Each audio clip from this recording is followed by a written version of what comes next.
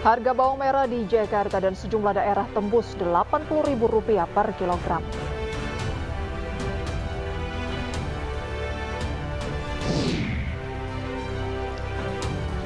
Jembatan putus diterjang banjir lahar Gunung Semeru, jasa panggul sepeda motor jadi buruan warga.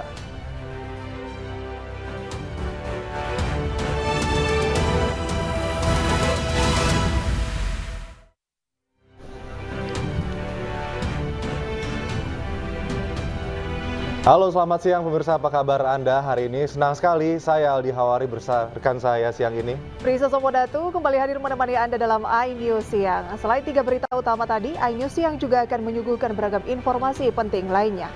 Baik, iNews Siang kali ini kami awali dari seorang juru parkir liar yang viral di media sosial lantaran memaksa meminta uang parkir dan merusak kendaraan pengunjung minimarket.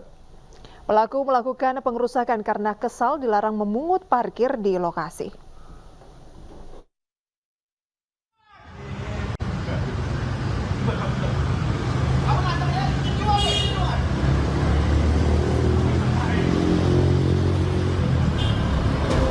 Inilah detik-detik video pengancaman dan pengerusakan seorang juru parkir liar atau jukir liar berinisial DS yang terjadi di Jalan Gusti Hamzah, Kota Pontianak, Kalimantan Barat yang viral di media sosial.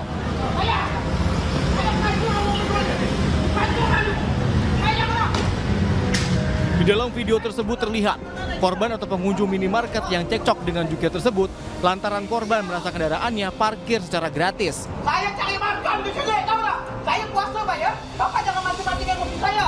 Bapak orang tua.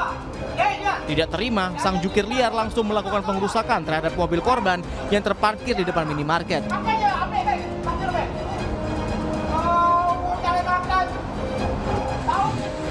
Polisi yang menerima laporan pun bergerak cepat dengan mengamankan pelaku. Awal mulanya si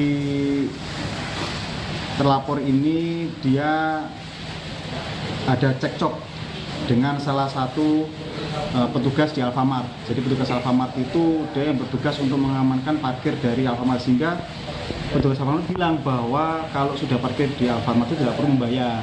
Namun akhirnya cekcok dengan bapak ini di mana dia ingin mengutip parkir, namun sudah diingatkan oleh petugas tersebut, namun akhirnya terjadi ya cekcok dan salah satu mobil dari pengunjung Alfamart itu dirusak. Untuk mempertanggungjawabkan perbuatannya, pelaku dikenakan pasal tindak pidana pengancaman dan pengerusakan dengan ancaman hukuman 2 tahun penjara. Dari Pontianak, Kalimantan Barat, Uun Yuniar, iNews melaporkan. Kita ke video amatir warga merekam detik-detik usai minibus menabrak sebuah rumah warga di Desa Pidoli, Lombang, Mandailing, Natal, Sumatera Utara. Kuatnya hantaman mobil membuat rumah warga hancur berantakan. Kecelakaan tunggal ini diduga dipicu karena pengemudi mobil mengantuk usai melakukan perjalanan jarak jauh. Pengemudi maupun penumpang minibus tidak mengalami luka, hanya saja seorang penghuni rumah mengalami luka serius karena tertimpa bangunan rumahnya yang hancur akibat dihantam mobil. Polisi kini masih memintai keterangan pengemudi minibus, sementara korban luka telah dibawa ke rumah sakit. Kasus kecelakaan ini kini ditangani unit Laka Lantas Polres Mandailing, Natal.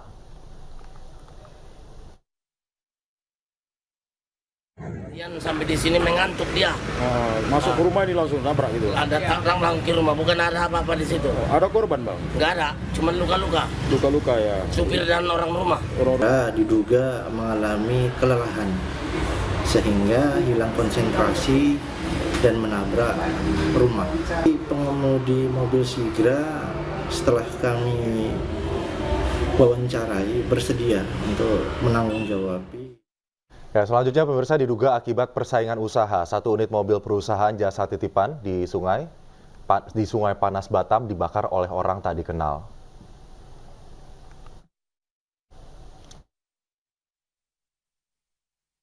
Alat angkut barang-barang jasa titipan tersebut saat ini telah diamankan pihak kepolisian.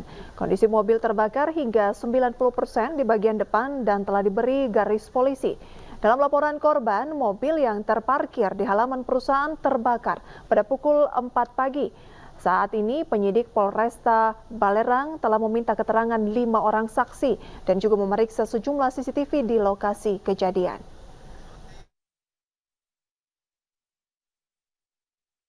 Hasil penyelidikan kami dari unit Tipiter Polresta Barelang sudah berupaya untuk melakukan pengecekan TKP, kemudian memeriksa saksi, membuat skep TKP dan melakukan pengecekan CCTV di sekitar TKP.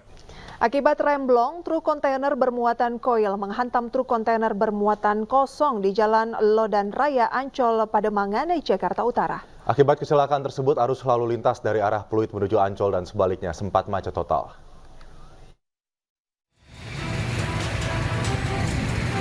Truk kontainer bernomor polisi B9855UBJ dan truk kontainer B9379SL ini bertabrakan di Jalan Lodan Raya Ancol, Pademangan, Jakarta Utara pada Rabu siang.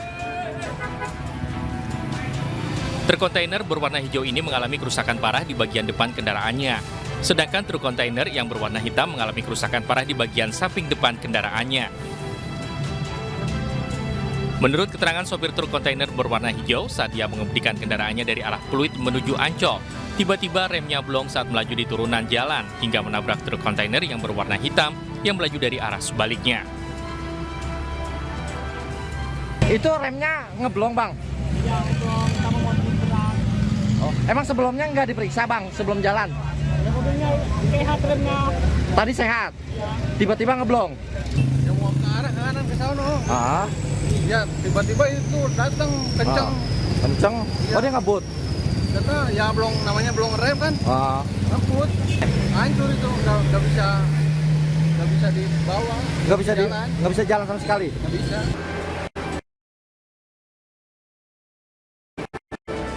Akibat kecelakaan dua truk kontainer lalu lintas dari arah Pluit menuju Ancol dan arah sebaliknya sempat macet total. Dari Tasuk yang Firdaus, iNews melaporkan. Ya, kita ke informasi selanjutnya. Ini diduga mengalami depresi. Seorang pria tanpa busana nekat berenang menyeberang pulau dari kota Baobau menuju ke Pulau Kadatua, Sulawesi Tenggara, hanya menggunakan balok kayu. Tim SAR berhasil mengevakuasi korban yang berada di tengah laut.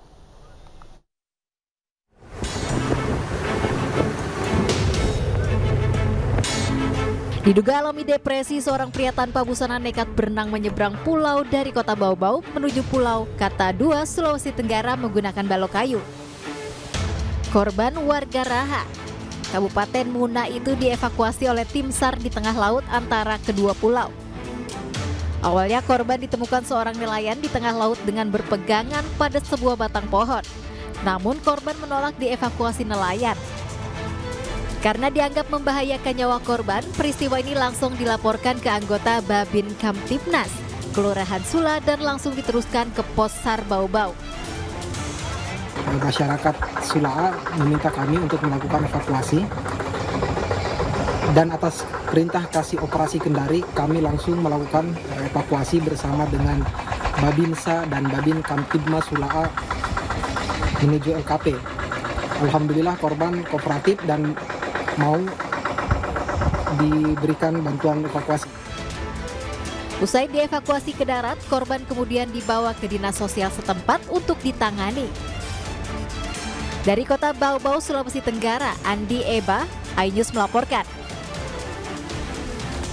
Pemirsa, viral di media sosial, emak-emak nekat mengendarai motor melawan arus di jalanan kota Malang, Jawa Timur. Tidak hanya itu, emak-emak itu juga membawa serta anak dalam gendongannya dan tidak memakai helm.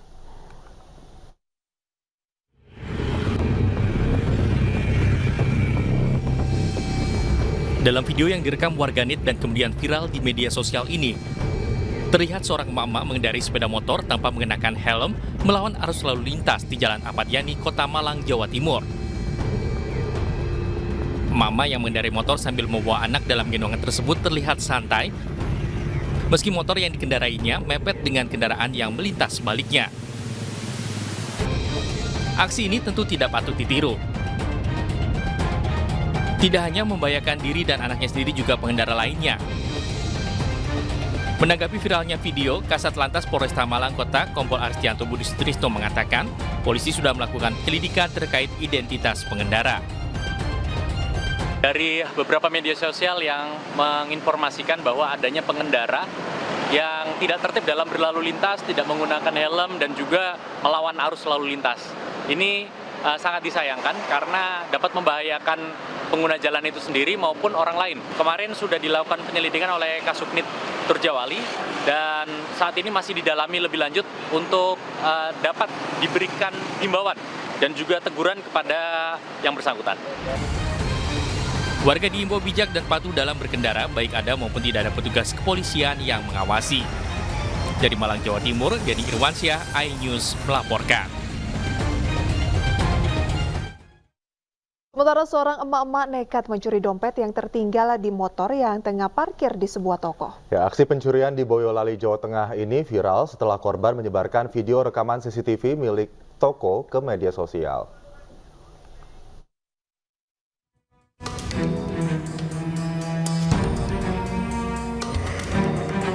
Inilah rekaman CCTV pencurian sebuah dompet oleh seorang wanita di Desa Salakan, Kecamatan Teras, Boyolali, Jawa Tengah. Sebelumnya, pelaku yang berkerudung mondar-mandir di tempat parkiran sebuah toko.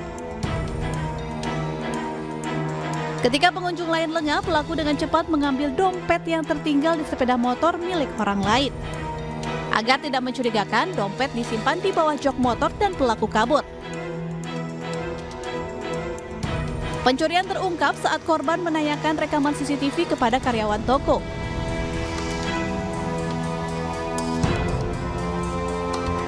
Waktu pulang Pak ke pabrik belanja ke sini Pak, habis itu, nah dompet itu lupa dibawa masuk. Habis mau keluar itu dicari kok dompetnya nggak ada. Habis itu mbaknya tanya ke saya, Mas enten CCTV mboten? Enten mbak, suruh ngecekin, ya udah saya cekin sekitar jam setengah 5-an sore sampai jam 5-an lah. Sebelum dilaporkan ke polisi, korban dan karyawan toko berharap pelaku yang mengambil dompet tersebut segera mengembalikan ke pemilik atau dititipkan ke pihak toko, karena dompet tersebut berisi surat-surat penting. Dari Boyolali, Jawa Tengah, Tata Rahmanta, iNews melaporkan. Pemirsa, banjir lahar Gunung Semeru kembali terjang pemukiman warga, 9 rumah rusak parah. Ya, informasi selengkapnya akan kami hadirkan usai jeda, iNews yang segera kembali.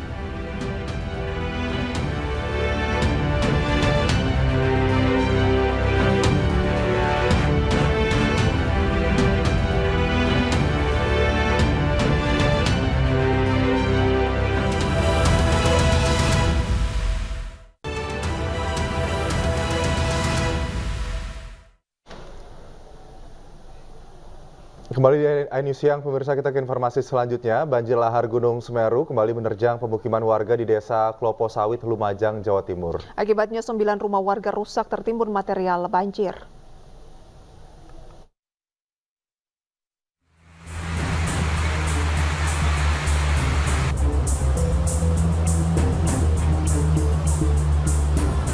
Banjir bandang menerjang puluhan rumah di bantaran sungai yang melintasi Desa Semumu, Kabupaten Kerinci, Jambi. Banjir datang secara tiba-tiba dan sekitar 50 rumah warga terendam banjir bercampur lumpur. Banjir bandang terjadi selama 1 jam dan telah surut, namun rumah warga masih terendam banjir. Tapi pada hari ini sudah sangat luar biasa karena ada debit air yang datang dari arah bukit, itu dari arah bukit arah Desa Semumu, itu menerjang Desa Semumu secara tiba-tiba. Lebih kurang selama 1 jam terjadi banjir bandang, kemudian setelah itu air berangsur-angsur surut. Tidak ada korban jiwa pada banjir bandang ini, namun 1 unit motor dan barang-barang milik warga rusak. Derasnya arus banjir juga sempat membuat jalan nasional macet. Untuk itu, anggota dari Polres Kerinci disiagakan untuk mengatur arus lalu lintas. Warga berharap ada solusi dari pemerintah daerah agar banjir serupa tidak terjadi kembali. Dari Kabupaten Kerinci, Jambi, Kapior Gandhi, iNews melaporkan.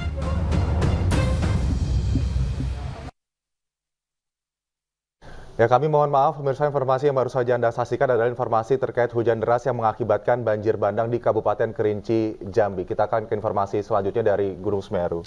Ya, betul. Ada hujan deras yang mengakibatkan banjir bandang di Kabupaten di Semeru begitu ya, yang membuat jembatan putus diterjang banjir lahar Gunung Semeru dan warga di Lumajang, Jawa Timur, dan memanfaatkan jasa panggul sepeda motor Aldi untuk menyeberang sungai. Meski berbahaya, namun warga tidak memiliki pilihan lain karena jembatan yang putus adalah akses satu-satunya untuk mobilitas ekonomi maupun pendidikan.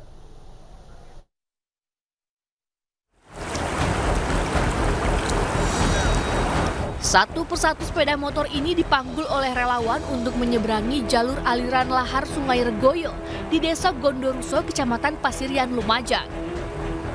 Ya, cara ini ditempuh oleh warga karena jembatan Gondoruso yang menghubungkan Kecamatan Pasirian dengan Kecamatan Tempur Sari putus, diterjang banjir lahar Gunung Semeru. 4 relawan memanggul sepeda motor warga melawan derasnya aliran lahar Gunung Semeru kurang lebih sejauh 200 meter. Untuk jasa panggul sepeda motor, para relawan tidak mematok tarif atau seikhlasnya saja. Tak kurang 100 sepeda motor dipanggul menuju seberang setiap harinya. Bopong berapa orang tadi, Pak? Wah, 4, Pak. 4 orang, Pak, yang bopong, Pak. Ini memang harus lewat jalan sini ya, Pak? Ya, enggak ada lagi, Pak. Di sana rusak, Pak. Sana enggak bisa gunung, Pak. Ya, satu-satunya jalan ini, Pak. Harus bayar berapa, Pak? Seikhlasnya, Pak. Sehari bisa sampai berapa motor yang dibopong? Waduh, banyak, Pak. Warga pun merasa terbantu dengan adanya jasa panggul sepeda motor ini, meski warga tetap berharap jembatan segera diperbaiki agar mobilitas warga kembali normal. Enggak, dari sini, dari dusun Lerang Petung ini. Memang enggak ada akses lain ya, Pak ya? Enggak ada lain. Ini mau kemana, Pak? Mau ke Pasirian. Tadi gimana, Pak? Memang harus dibopong gitu ya, Pak ya? Memang harus, kalau enggak dibopong enggak bisa jalan. Itu tadi ngasih uang atau gimana, Pak? Yang ngasih uang 10.000 untuk yang bopong. Tapi merasa terbantu, Pak ya? Ya, merasa terbantu. Sementara itu, akibat terjangan banjir lahar Gunung Semeru, sedikitnya 6 jembatan putus total dan 16 jembatan lainnya rusak. Dari Lumajang, Jawa Timur, Yayan Nugroho, iNews melaporkan.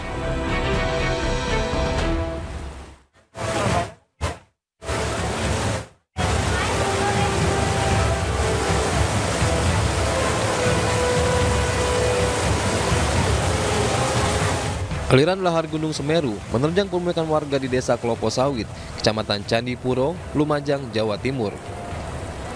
Peristiwa ini terjadi lantaran tanggul yang menjadi pelindung pemukiman warga sudah hancur. Akibatnya, 9 rumah warga di Dusun Rojo Balen rusak tertimbun material pasir dan batu. Beruntung pemilik rumah sudah mengungsi saat banjir menerjang tempat tinggal mereka. Tidak hanya menerjang pemukiman warga, banjir lahar Gunung Semeru juga mengikis jalan desa dan memutus akses kendaraan. Banjir lahar ini kembali terjadi setelah wilayah puncak Gunung Semeru diguyur hujan deras sejak Selasa malam. Tadi malam itu pas habis hujan deras itu tiba-tiba airnya langsung melunjak ke sini, udah meluap. Langsung meluap, langsung ke sana airnya. Pas hujan deras itu. Hujan deras. Iya, mau maghrib itu. Terus dampaknya apa ini, Pak, ke rumah-rumah warga ini, Pak? Iya, ke rumah ini dari sini sampai ke sana itu ujung sana. Rumahnya rusak semua, Pak ya? Iya. Selain menerjang pemukiman warga dan mengikis akses jalan, banjir lahar Gunung Semeru juga menyeret 2 alat berat yang digunakan untuk normalisasi sungai. Dari Lumajang, Jawa Timur, Yayan Nugroho, iNews melaporkan. Dan pemirsa, untuk mengetahui kondisi terkini terkait banjir lahar Gunung Semeru, kita terhubung dengan rekan Yayan Nugroho di Desa Klopo Sawit, Kecamatan Candipuro, Lumajang, Jawa Timur. Ya, Yayan, selamat siang. Bagaimana kondisi terkini pasca banjir lahar dingin di Gunung Semeru? Selamat siang, Aldi dan juga Priska. Saat ini saya berada di Dusun Rojo Balen, Desa Klopo Sawit, Kecamatan Candipuro, Lumajang, di mana lokasi ini menjadi lokasi terdampak banjir lahar Gunung Semeru yang terjadi pada Rabu petang kemarin.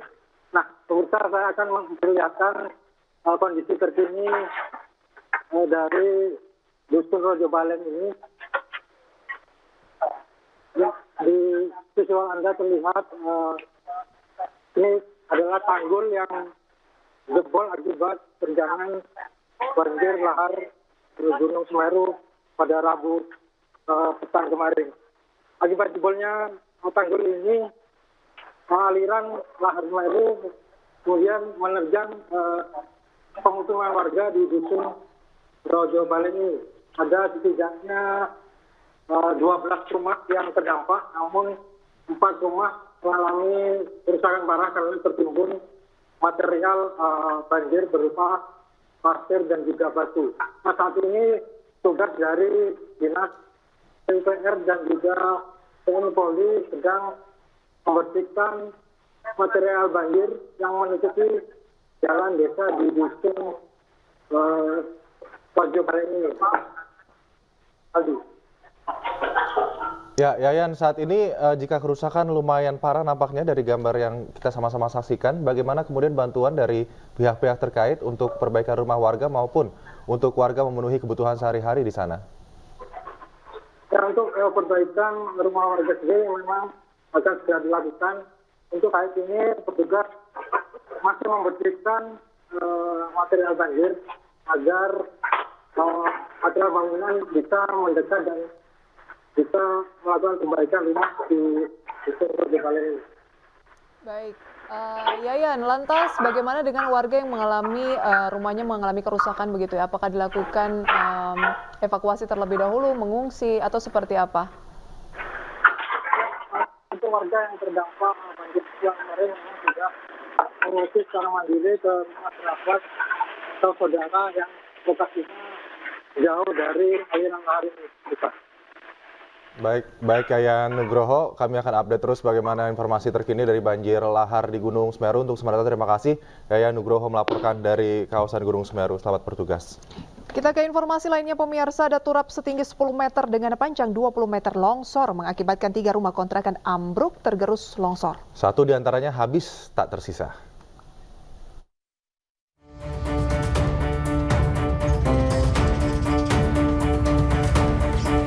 Turap setinggi 10 meter dengan panjang 20 meter longsor di RT 05 RW 22, Kampung Sugutamu, Sukmajaya, Depok, Jawa Barat.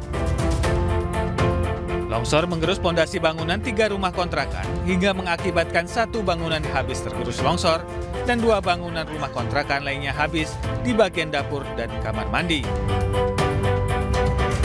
Diduga longsor terjadi akibat kondisi tanah yang sudah terkikis aliran kali di bawahnya.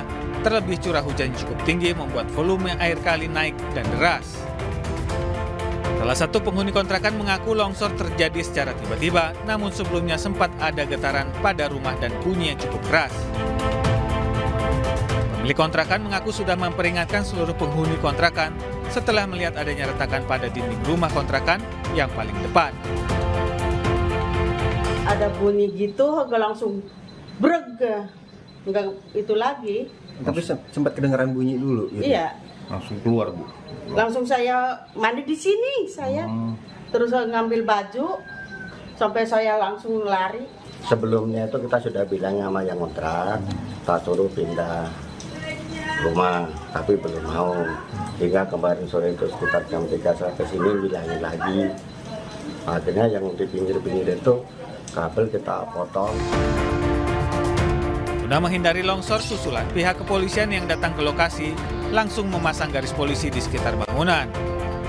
Warga berharap adanya bantuan dari dinas terkait untuk mengevakuasi puing-puing bangunan yang menutupi saluran kali kecil agar tidak terjadi banjir. Dari Depok, Jawa Barat, Yung Rizky, iNews melaporkan. Informasi selanjutnya, angin puting beliung di tengah laut di pesisir barat Bangkalan, Jawa Timur terekam video amatir nelayan. Cuaca buruk tersebut sempat membuat para nelayan panik dan memilih kembali ke daratan.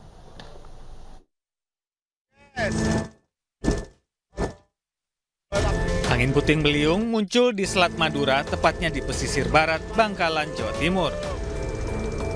Sejumlah nelayan yang berada di lokasi sempat panik menyaksikan fenomena alam cuaca buruk tersebut. Pasalnya, kondisi cuaca buruk seperti itu biasanya akan diikuti dengan ombak tinggi yang bisa membuat kapal nelayan terbalik. Sebagian nelayan akhirnya memutuskan untuk tidak melanjutkan melaut dan memilih mencari ikan di sekitaran pesisir. Cuacanya mendungnya udah turun, hujannya udah turun, wes ombaknya besar banget seperti itu. Kayak sebelum puasa kalau nggak salah itu udah menelan korban juga gitu. Menelan korban juga itu dari Gresik itu kalau nggak salah itu. Cuaca buruk di Laut Bangkalan sudah berlangsung sebelum bulan puasa lalu, bahkan hingga menelan korban jiwa. Dari Bangkalan, Jawa Timur, Taufik Syahrawi, iNews melaporkan. Pemirsa, kontestasi usai, Prabowo Subianto Anies Baswedan akrab bercengkrama. Kami hadirkan usai jeda, tetaplah di iNews Siang.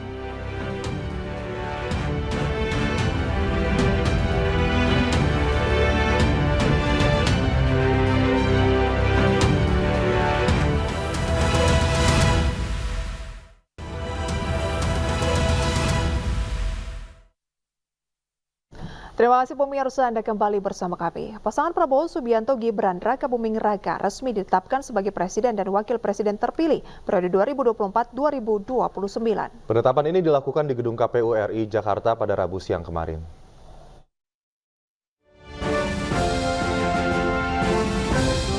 Komisi Pemilihan Umum Republik Indonesia telah resmi menetapkan pasangan Prabowo Subianto Gibran Raka Buming Raka sebagai Presiden dan Wakil Presiden terpilih periode 2024-2029. Penetapan berlangsung pada Rabu siang di Aula Gedung KPU RI Jakarta. Prabowo Gibran ditetapkan sebagai pemenang Pilpres 2024 dengan jumlah perolehan suara sebesar 58,59% dari total suara sah nasional dan memenuhi sedikitnya 20% suara dari 38 provinsi di Indonesia. Menetapkan pasangan calon presiden dan wakil presiden nomor urut 2, Haji Prabowo Subianto dan Gibran Raka Buming Raka sebagai pasangan calon presiden dan wakil presiden terpilih periode tahun 2024 sampai dengan 2029 dalam pemilihan umum tahun 2024 dengan perolehan suara sebanyak 214.691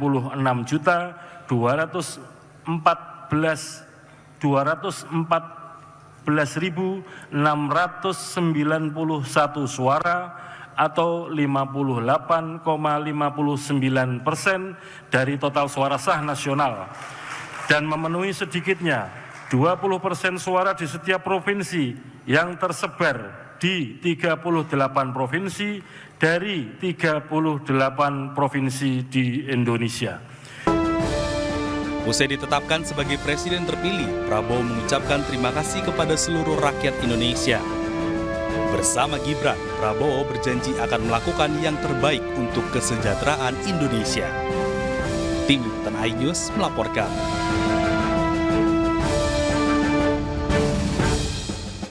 Pemirsa, untuk mengetahui informasi terkini, kita sudah terhubung dengan rekan Hadisti Arifa di kediaman Prabowo di Kartanegara, Jakarta. Ya, selamat siang. Hadisti, apa saja agenda Presiden terpilih Prabowo Subianto hari ini? Apakah ada rencana pertemuan dengan sejumlah elit politik membahas peta koalisi ke depan? Bagaimana, Hadisti? Ya, selamat siang Aldi, Prisa dan juga pemirsa. Untuk agenda Prabowo Subianto pada hari ini, memang kami mendapatkan informasi bahwa nanti sore ini nanti dari pihak Prabowo akan menjamu kedatangan dari jajaran dan juga pimpinan-pimpinan Partai Nasdem yang akan berkunjung ke kediaman Prabowo pada sore nanti sekitar pukul 16 waktu Indonesia Barat. Dan kalau dapat kami informasikan untuk situasi terkini di kediaman Prabowo Subianto, tepatnya di Jalan Kertanegara, dari tadi pagi ini terpantau tidak ada aktivitas ataupun juga kegiatan yang berarti, begitupun juga tidak terlihat adanya pengamanan ataupun juga penjagaan yang cukup signifikan. Namun kami melihat ini memang sudah terlihat ada beberapa ataupun sejumlah karangan bunga di sekitaran rumah ataupun juga kediaman Prabowo Subianto. Seperti kita ketahui bahwa Prabowo Subianto dan juga Gibran Raka Buming Raka telah ditetapkan secara resmi oleh KPU RI menjadi Presiden terpilih dan juga Wakil Presiden terpilih untuk periode 2024 hingga 2029. Dan kemarin dalam pidato pertama Prabowo menyampaikan bahwa dirinya dan juga pihaknya akan terus menjalin kerjasama dan juga komunikasi politik dengan semua unsur, khususnya rivalnya dalam kontestasi Pilpres 2024, di mana Prabowo menyampaikan bahwa tentu penting untuk menjalin kerjasama dengan sejumlah elit dan juga partai-partai, terkhusus pada yang menjadi rivalnya dalam kontestasi kemarin demi mencapai kemakmuran dan juga kesejahteraan rakyat. Kemudian juga kemarin ini Prabowo usai ditetapkan sebagai presiden sempat melakukan sejumlah pertemuan dengan pihak-pihak tertentu, salah satunya adalah pertemuan dengan Presiden Jokowi di Istana Negara bersama juga dengan Gibran Raka Buming Raka. Namun tidak diketahui apa yang menjadi pembahasan ataupun isu yang dibahas dalam pertemuan yang berlangsung selama 2 jam tersebut. Dan usai ditetapkannya Prabowo dan juga Gibran Gibran sebagai presiden dan wakil presiden untuk periode 2024 hingga 2029 nanti, tentu dalam beberapa waktu ke depan ini menjadi momen yang krusial bagi para partai, khususnya rival dalam kontestasi kemarin, di mana tentu partai-partai ini harus menentukan apakah mereka akan merapatkan barisan pada pemerintahan Prabowo Gibran atau justru menjadi oposisi. Nah, kalau kita melihat seperti agenda Prabowo pada hari ini sudah terlihat ataupun terasa dari pihak Nasdem ini tampaknya akan merapatkan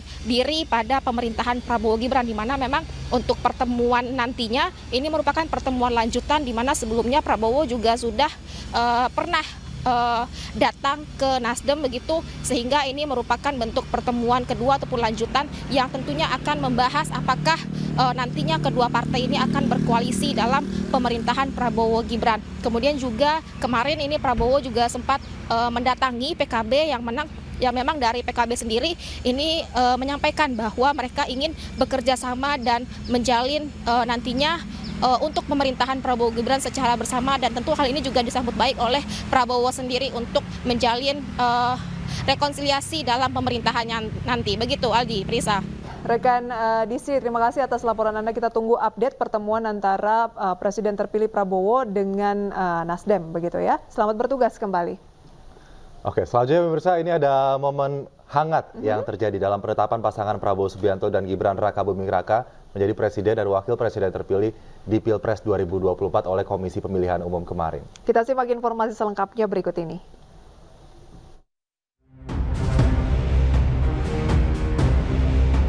Usai Prabowo Gibran menerima dokumen salinan berita acara dan ketetapan KPU dari Ketua Hasyim Asyari, keduanya menuju tempat duduk yang bersebelahan dengan pasangan Anies Baswedan Muhaimin Iskandar. Kedua pasangan saling berjabat tangan. Saat bertatapan dengan Anies, Prabowo menggenggam erat lawan politiknya dalam Pilpres 2024. Sikap Prabowo disambut tawa oleh Anies. Dalam pidatonya, Presiden terpilih ini juga menyinggung Anies sambil berbicara mengenai senyum berat. Mas Anies, Mas Muhaimin, saya pernah berada di posisi Anda.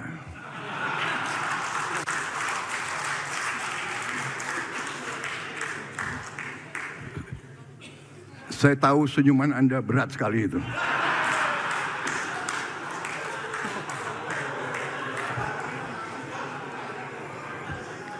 Tapi ini yang dituntut oleh rakyat kita. Kalau kontestasi adem-adem saja, kalau kontestan itu, ya kan, tidak tajam dan tidak keras, namanya bukan pilihan untuk rakyat. Rakyat minta pilihan, rakyat minta perbandingan. Anies Baswedan dan Muhaimin Iskandar menghadiri penetapan presiden dan wakil presiden terpilih di kantor KPU. Mereka hadir sebagai undangan dan memberikan selamat kepada Prabowo Gibran. Tim Liputan iNews melaporkan. Calon Presiden nomor urut 3 Ganjar Pranowo tidak menghadiri acara penetapan Prabowo Subianto Gibran Raka Buming Raka sebagai Presiden dan Wakil Presiden terpilih 2024-2029. Ganjar mengaku tidak mendapatkan undangan dari KPU. Enggak itu? Enggak diundang? Enggak. Oh. Sampai hari ini, sampai dengan tadi malam orang banyak bertanya kepada saya, Pak Ganjar datang enggak? Aku malah orang itu undangan nih. Oh. Terus ini kegiatan hari ini berarti sepedaan Pak sama? Lari-lari, ya sepedaan dong. Cukup Pak, ada ucapan untuk penetapan hari ini kepada Presiden terpilih Pak? Saya kira Anda harus melihat statement saya di MK. Cukup nasib hak angket Pak? Hah? Ini kan nasib hak angket gimana? Karena kan itu di parlemen. Oh gitu. Ya. Kemarin kan saya bukan anggota Dewan soalnya. Jadi nanti biar partai dan parlemen yang membahas. Tugas saya dengan Pak Mahfud sebagai prinsipal harus berhenti pada level putusan MK karena itu final and binding.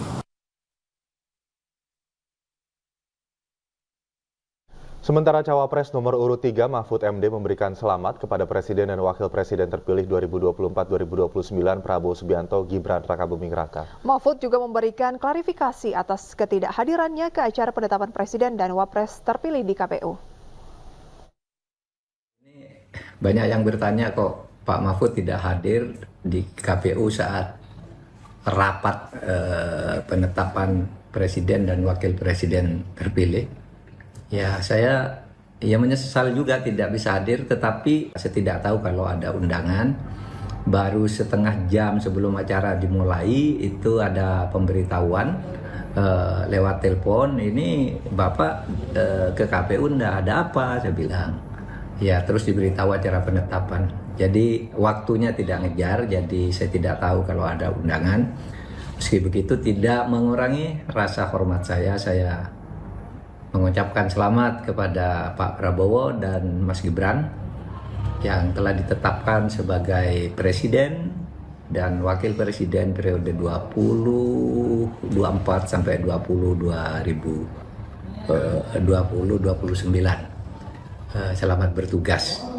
Nah, saya sendiri memang tidak tahu agenda-agenda seperti itu karena mungkin sudah LO kami juga kurang begitu aktif, sementara saya sendiri sudah mulai banyak kegiatan sejak vonis MK 2 hari yang lalu. Itu saya sudah banyak membuka komunikasi lagi dengan teman-teman yang selama ini saya tutup agar tidak dilihat sebagai tendensi politik. Saya kan punya banyak teman di berbagai kalangan, tapi selama running untuk Pilpres Cawapres saya menyatakan tidak usah ada kontak-kontak dulu sebelum ada penetapan dari MK. Itu aja dari saya. Makasih. Wakil Presiden terpilih Gibran Rakabuming Raka mengunjungi kawasan rumah susun Muara Baru Penjaringan, Jakarta Utara. Kunjungan tersebut dilakukan sesaat setelah Komisi Pemilihan Umum menetapkan dirinya dan Prabowo sebagai Presiden dan Wakil Presiden terpilih periode 2024-2029. Wakil Presiden terpilih Gibran Rakabuming Raka mengunjungi kawasan rumah susun Muara Baru Penjaringan, Jakarta Utara. Kunjungan itu dilakukan setelah Komisi Pemilihan Umum menetapkan dirinya dan Prabowo sebagai Presiden dan Wakil Presiden terpilih 2024 hingga 2029. Gibran sampai di Rusun Muara Baru pukul 13.35 waktu Indonesia Barat. Kedatangan Gibran langsung disambut oleh anak-anak penghuni rusun. Muara Baru dipilih menjadi lokasi pertama untuk dikunjungi karena Gibran ingin mendengarkan masalah warga di permukiman padat penduduk. Selamat mas. Satu-satu nggak kedengaran. Satu-satu.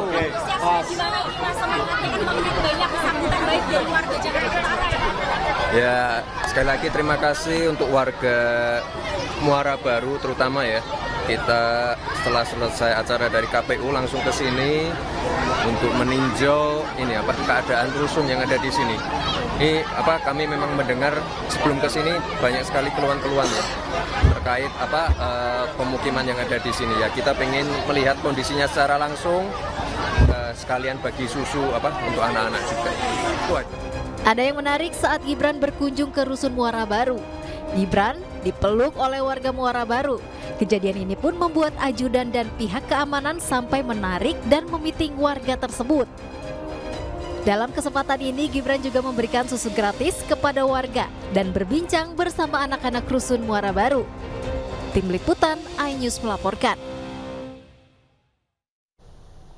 Kelabui warga perampok hamburkan uang di tengah jalan. Ya, kita simak aksinya nanti usai jeda pemirsa, jangan kemana-mana. iNews Siang segera kembali.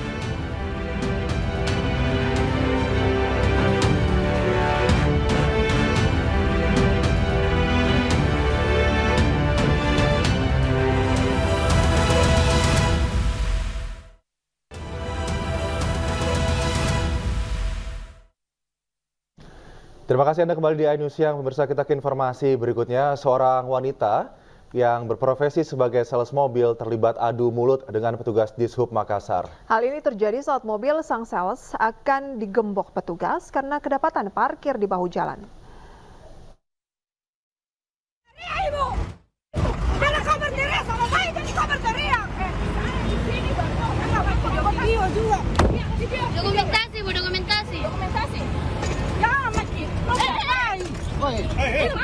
Adu mulut hingga saling dorong tak terhindarkan saat seorang sales berparas cantik berusaha menghalau petugas Dishub Kota Makassar yang hendak menggembok ban mobil miliknya yang terparkir di pinggir jalan Andi Pangeran Petarani, Kota Makassar, Sulawesi Selatan, Selasa siang.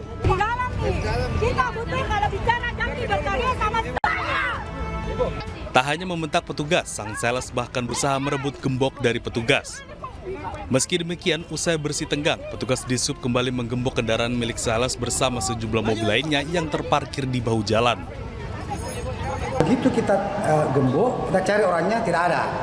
Nah, makanya dari itu begitu muncul orangnya, dari pihak Satlantas untuk mau menilang, pihak dari Lantas memerintahkan anggota untuk buka gemboknya. Kita buka, begitu diserahkan tilangnya dia tidak mau terima. Makanya pihak Lantas untuk memerintahkan kembali menggembok. Pada saat diperintahkan untuk menggembok kembali, mereka ngotot untuk melerai dan merampas gembok itu. Terkait maraknya parkir liar, petugas Dishub tetap akan rutin menggelar razia mengingat masih banyaknya laporan masyarakat mengenai parkir liar yang menyebabkan kemacetan panjang.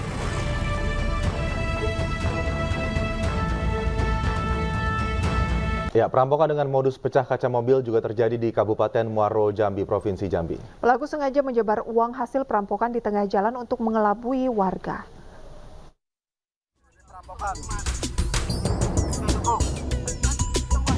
Perampokan dengan modus pecah kaca mobil terjadi di Desa Baru, Kecamatan Marosebo, Kabupaten Muaro Jambi, Provinsi Jambi. Peristiwa yang terjadi pada Senin lalu ini sempat menjadi viral di media sosial karena uang rampokan bertebaran di jalan dan diambil oleh warga untuk dikumpulkan kembali. Uang hasil perampokan tersebut berserakan di tengah jalan, diduga dilakukan pelaku untuk mengelabui warga. Meski akhirnya pelaku berhasil diamankan oleh warga dan polisi dari Polsek Marosebo. Satu orang pelaku berhasil diamankan, sedangkan rekannya berhasil kabur dengan sepeda motor yang digunakan. Para pelaku ini sudah mengintai korban dari dalam bank dengan berpura-pura menjadi nasabah juga. Bank di salah satu bank di Kota Jambi, pelaku saat itu berpura-pura menjadi nasabah juga. Disitulah dia mengintai nasabah yang ngambil uang. Pada saat itu korban kebetulan ngambil uang sebanyak 250 juta. Setelah ambil uang, korban mau pulang, kemudian dibuntuti oleh pelaku. Saat ini polisi masih melakukan pengejaran terhadap satu pelaku yang berhasil kabur. Pelaku diduga merupakan spesialis pencurian dengan modus pecah kaca dengan target korban yang mengambil uang di bank. Untuk mempertanggungjawabkan perbuatannya, pelaku dijerat dengan pasal 365 KUHP, pidana tentang pencurian dengan kekerasan dengan ancaman hukuman 12 tahun penjara. Dari Kabupaten Muaro Jambi, Provinsi Jambi, Budi Utomo, iNews melaporkan. Harga bawang masih melambung tinggi sebesar Rp80.000 per kilonya. Sesaat lagi di iNews Siang, kami segera kembali.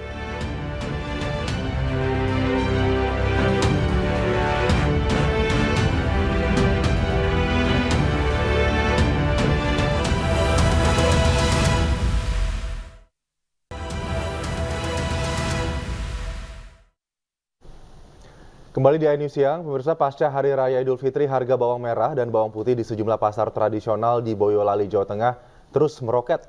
Saat ini bawang merah dijual dengan harga antara Rp70 hingga Rp80.000 per kilonya, bahkan harga bawang bombay ikut naik menjadi Rp20.000 per kilogramnya.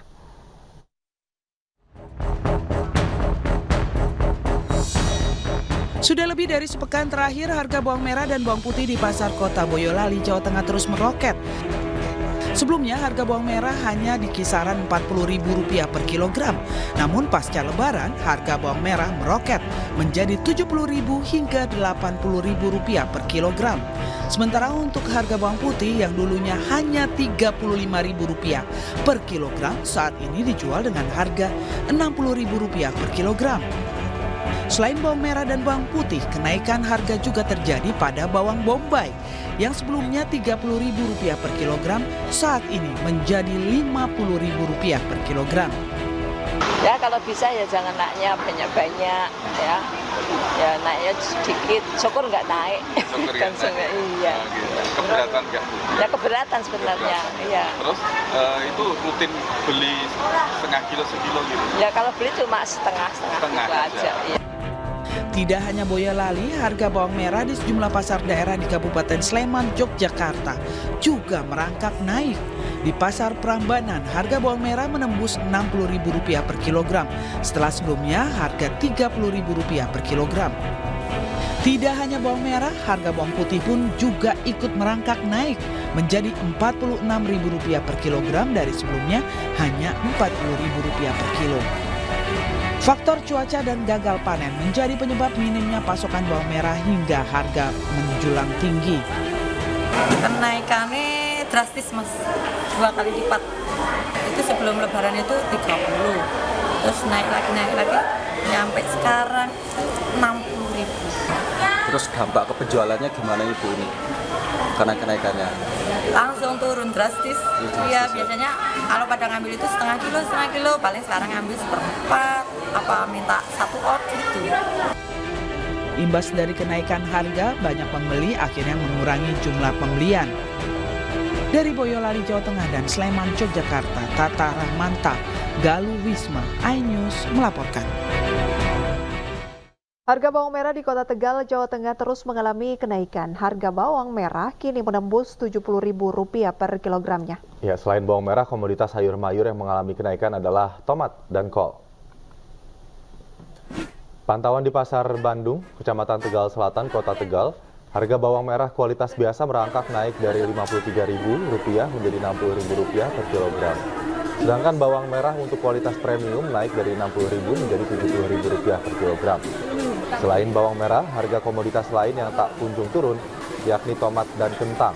Tomat masih dijual Rp22.000 per kilogram setelah naik Rp6.000 per kilogram. Kemudian harga kentang kini mencapai Rp10.000 per kilogram dari semula Rp5.000 per kilogram. Melonjaknya harga terjadi akibat pasokan bawang merah di pasaran terbatas. Diduga dampak banjir beberapa waktu lalu yang menyebabkan banyak petani gagal panen.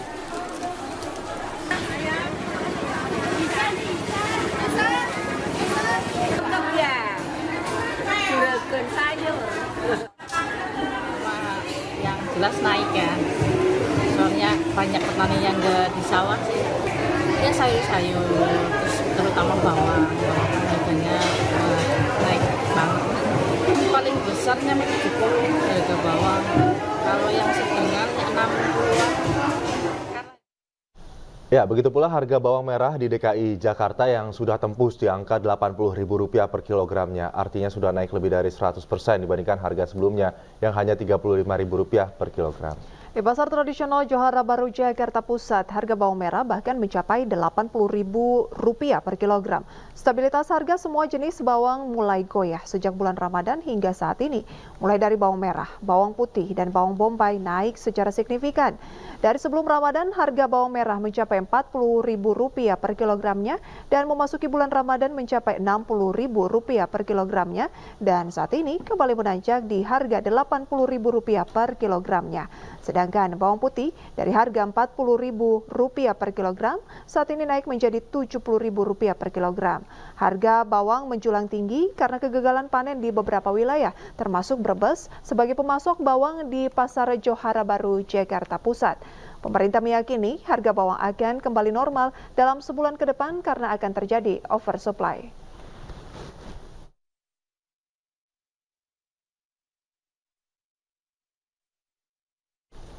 Baik pemirsa, untuk mengetahui informasi terkait harga bawang dan harga sejumlah komoditas pangan lainnya, kami sudah terhubung dengan rekan Syahreza di Pasar Johar Baru, Jakarta Pusat. Selamat siang rekan Reza, silakan dengan laporan Anda seperti apa harga kebutuhan pokok khususnya bawang di pasar saat ini. Prisa, Aldi dan juga pemirsa, betul sekali 2 pekan pasca lebaran harga kebutuhan pokok di sejumlah pasaran terpantau masih melambung tinggi seperti halnya yang saya laporkan saat ini di Pasar Johar Baru di Jakarta Pusat, di mana kami masih menemukan adanya bawang merah yang bahkan naik 2 kali lipat sejak ataupun jelang bulan puasa begitu, dari harga awalnya sekitar Rp35.000 hingga Rp40.000 dan per hari ini menjadi Rp80.000 per kilogramnya. Artinya ini sudah mengalami kenaikan 2 kali lipat yang begitu signifikan, sehingga tidak heran banyak sekali masyarakat maupun pedagang yang menyoroti kenaikan daripada harga bawang merah hari ini. Dan tak hanya bawang merah pemirsa, ada juga bawang putih yang mengalami kenaikan signifikan, di mana harga awalnya ini dibanderol senilai Rp40.000 per kilogramnya dan per hari ini berubah menjadi Rp70.000 per kilogramnya. Tak hanya bawang merah, bawang putih pemirsa, ada juga bawang bombay yang mengalami perubahan harga sejak 1 minggu terakhir, bahkan baru saja naik, di mana harga awalnya yakni Rp40.000 per kilogramnya dan hari ini dipatok mahal menjadi Rp65.000 per kilogramnya. Lantas apa saja faktor daripada kenaikan harga bawang ini?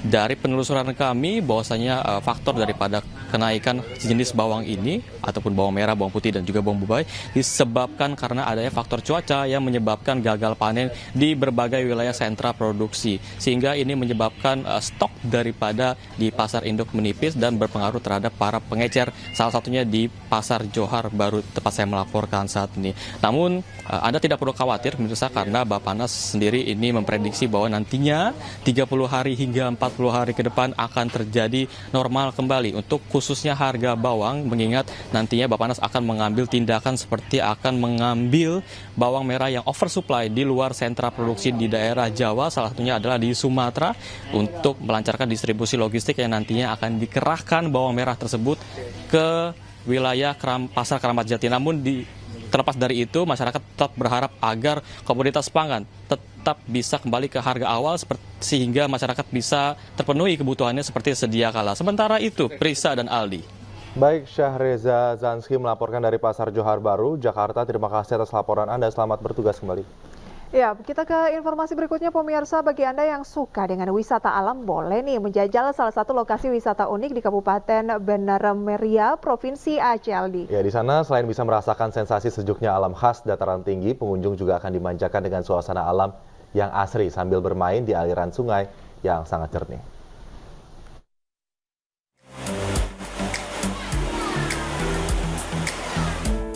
Destinasi di wilayah dataran tinggi Gayo, terutama di wilayah Bener Meriah, semakin banyak dikunjungi wisatawan.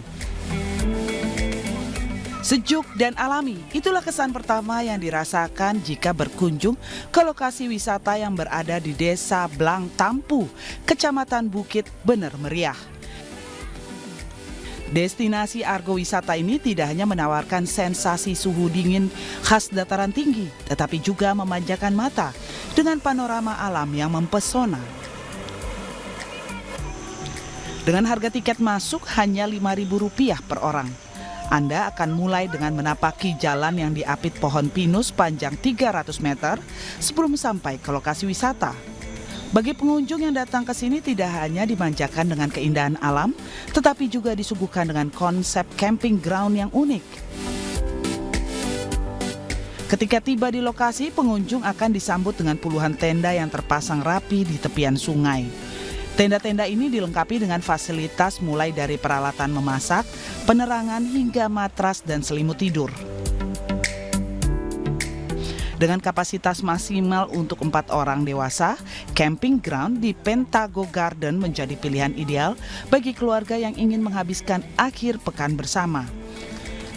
Meskipun berada di tepi sungai, pengunjung tidak perlu khawatir akan bahaya banjir bandang karena debit air sungai di lokasi ini cukup stabil, bahkan cocok untuk pemandian anak-anak hingga orang dewasa.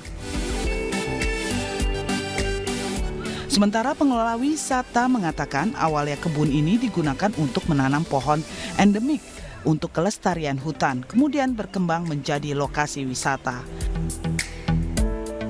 Dari wisata ini yang saya rasakan ya kalau kondisi alamnya masih betul-betul asri, masih sangat alam kali, belum ada banyak campur tangan yang dibuatan manusia.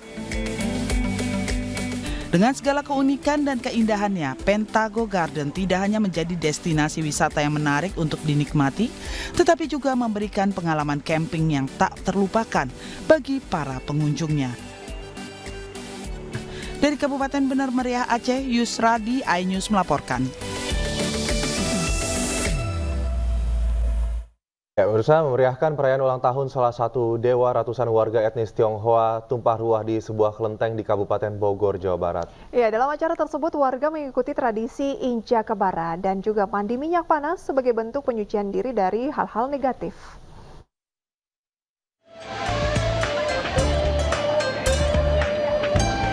Ratusan warga etnis Tionghoa hadir dalam acara puncak perayaan ulang tahun salah satu dewa di kelenteng Hantangkong, Kecamatan Cilengsi, Kabupaten Bogor, Jawa Barat. Ritual ini dinamai tahwe atau injak bara. Sejumlah orang tertentu berjalan di atas tumpukan bara yang sangat panas. Menurut kepercayaan masyarakat etnis Tionghoa, ritual injak bara melambangkan penyucian setiap individu dari hal-hal yang berbau negatif dan juga sebagai bentuk tolak bala. Ritual ini tidak hanya diikuti oleh kaum lelaki, bahkan sejumlah wanita juga melintas di atas tumpukan bara api. Dalam ritual penutupan ajang ini, sejumlah pria juga mengikuti ritual mandi minyak panas dari sebuah wajan menggunakan kain yang lalu dibalurkan ke seluruh tubuh. Minyak yang dicampur rempah ini juga diambil oleh sejumlah warga yang diniatkan sebagai pengobatan. Panas. Aku udah biasa apa gimana? Udah biasa tiap tahun apa gimana? Tiap tahun sih. Lihat dulu kondisinya di kalau kata papanya boleh, saya kan bisa. Mungkin apinya kalau kata dia bagus, Sejit Kongco itu ulang tahunnya Kongco, Dewa Kongco Hantangkong. Jadi ritual ini tuh gunanya kita untuk membuang mara bahaya atau bala yang lain-lain. Selain ritual di halaman kelenteng, warga juga menggelar sejumlah ritual tertentu di dalam kelenteng yang sudah berumur 2 abad ini. Mulai dari ritual pengisian hingga persembahyangan ke Dewa Hantangkong yang merayakan ulang tahun. Dari Kabupaten Bogor, Cahyat Supriyatna, iNews melaporkan. Hadapi tim kuat Korea Selatan di perempat final, mampukah Indonesia mencetak sejarah lagi di Piala Asia U23? Informasi olahraga kami hadirkan saat lagi, tetap di iNews Siang.